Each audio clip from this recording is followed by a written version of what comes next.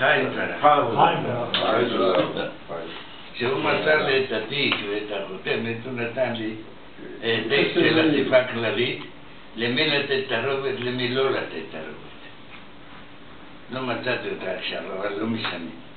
אני למחרת כבר, אני נוסע לתל אביב, אני נכנס למשה עליו השלום, היום, כל מי שיבוא, אתה נותן לו תערובת. הוא רואה את העיניים, מסתכל עליי, כן, אתה מסתכל, כל הכלי שיבוא, אתה נותן לו תערובת. החלטה זה בגלל, אין, מה שאני אומר לך. לא מצא חן בעיניו. אני שמה, נכנסתי, פה היה של הסוכנות, כל מיני, עשו בטונדות. אני נכנס להכניס בטונדות שמה, ומפקד יצא לי שהמנהל הוא מפקד שלי מהמילואים בצבא. לא רוצה מה נשמע פסי, אני רוצה את העזרה שלו, מה אתה רוצה?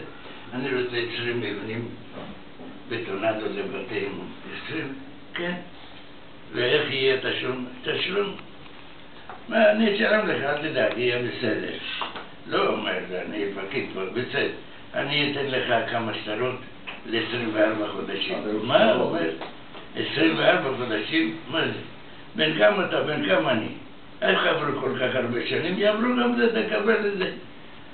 קדימה, הזמנו את זה.